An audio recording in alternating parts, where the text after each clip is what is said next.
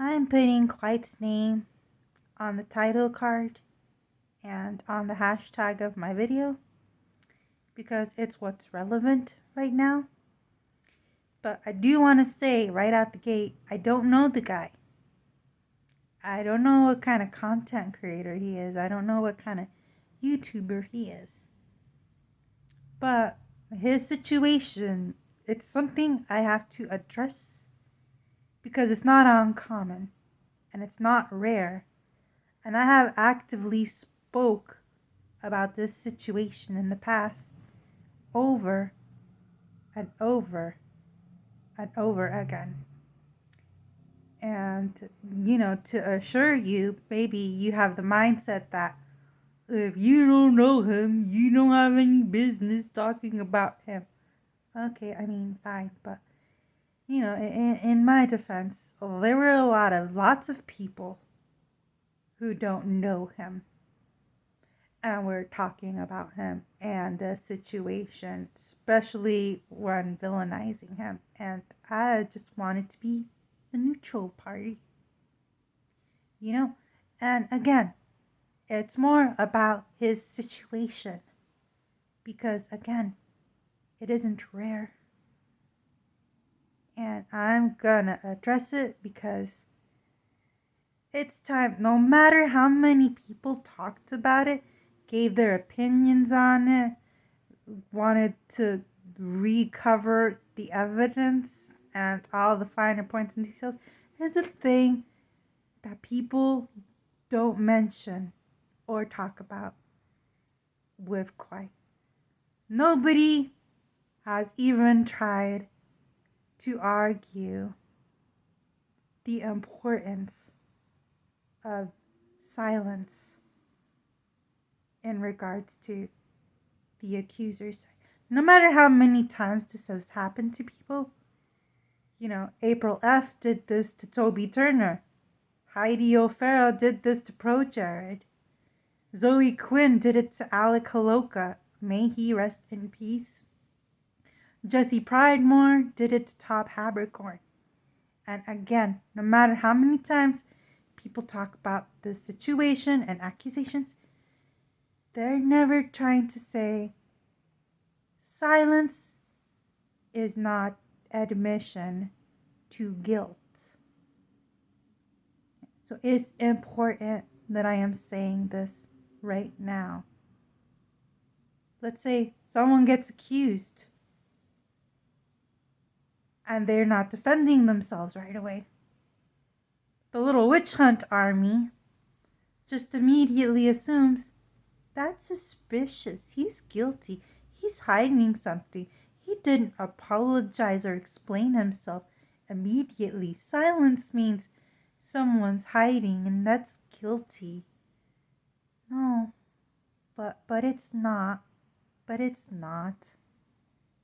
It's not. And I want to just say it's kind of common sense and logic if someone who stands accused is quietly building their case.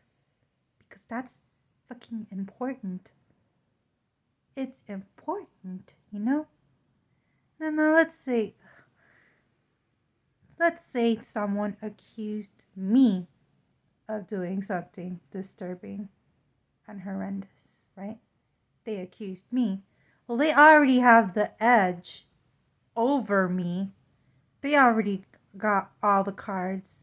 The ball is on their court, because one, they brought it up first, so they said something first.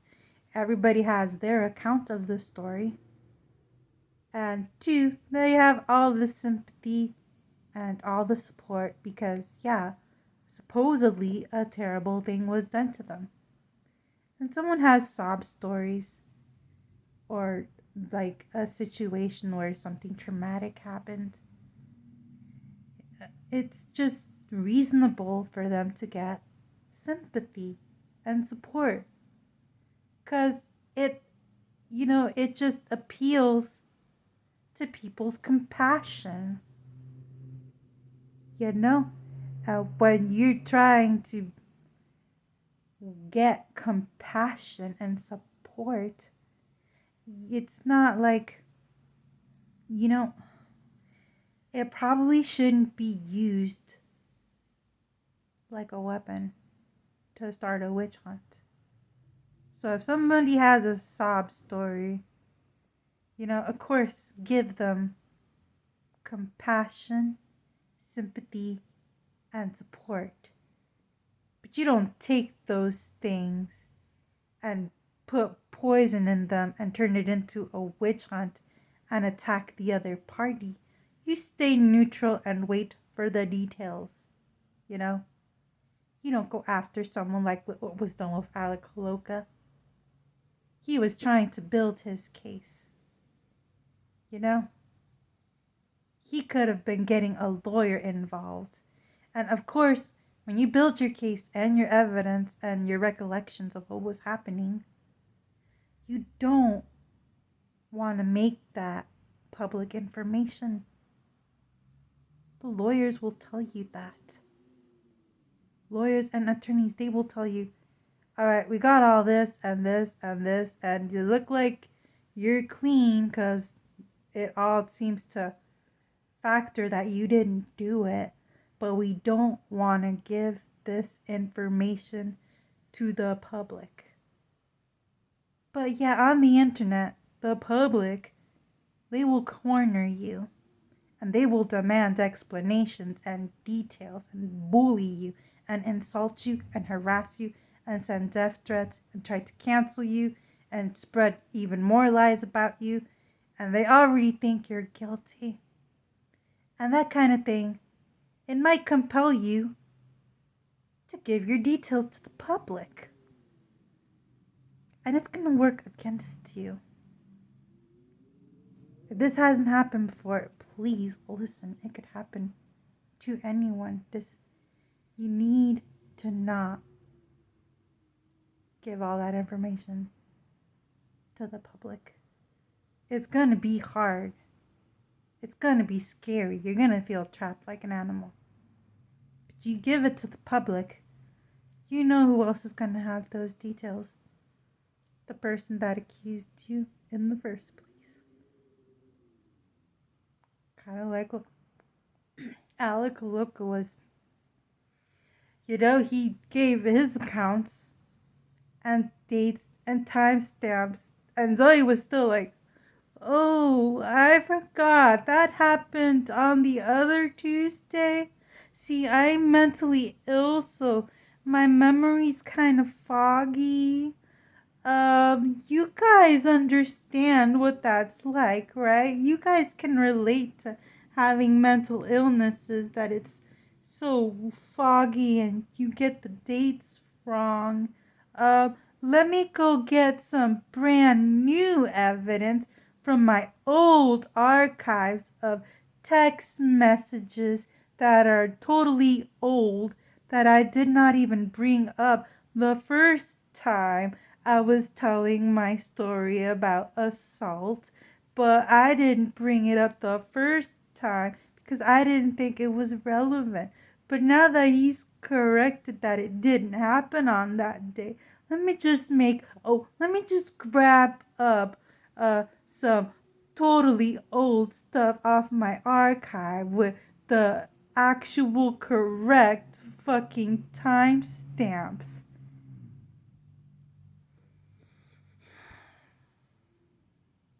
I am so fucking mad.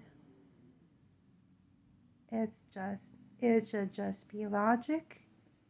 It should just be common sense to understand staying neutral and letting the accused build their case appropriately without the fear and interference of the other side of the story changing. And people could change their story so many times to align with what the accused provided, and that's why we don't do the fucking witch hunt thing. That's why egalitarians don't fucking do it. That's feminist leftist bullshit, because they have no logic, no common sense, no human decency. They're absolute sociopaths. These are people's fucking lives. It's just, I'm so embarrassed as a woman that this just continues over and over and over. And people who cover it, they will never say, well, what do you think about his silence? Give us your opinions. Like and subscribe about this current scandal happening that I'm covering because I'm an opportunistic fucking fuckhead. These are people's lives. Christ. So, I wanted to address that. Because no matter how I feel about if someone's guilty or innocent, whether they are or not, stay neutral. But wait for that evidence patiently. Don't bombard them. And that's what channels won't say. They won't say to the viewers, or they won't opinionate, well, this is the law, and this is how things work, and this is what you have to be aware of if it ever happens to you. No, it's like, Pete, that's why people won't learn, And like I said again, I don't even know quite, but it unfortunately opened an opportunity for me to bring this up again. I'm so fucking mad and disappointed, and Christ, silence and biding your time when you build your case is important, and the witch hunt should understand how the fucking law works and what could be jeopardized when you make these details the public knowledge. Kwite didn't deserve to be cornered, It just, these are people's lives.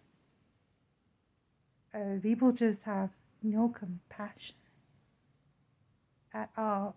They don't care. Like, even as far as to say, even people that covered Kwite's situation because they're on Kwite's side, they didn't help matters either. In their own way, they made it worse, spreaded it worse, and they can't just share why he should have just built his case quietly. They spread it and imploded it and made it feel like he needs to come out with an apology or an explanation or anything. And look at what is happening. Like I said, I don't even know the guy, but this was an opportunity not to gain some clout or attention or be a pick-me. These are people's lives. And this kind of thing needs recognition. And recognition is completely different from attention. I told you, I don't even know the guy. But I didn't want to be a fucking hypocrite, I'm so fucking mad.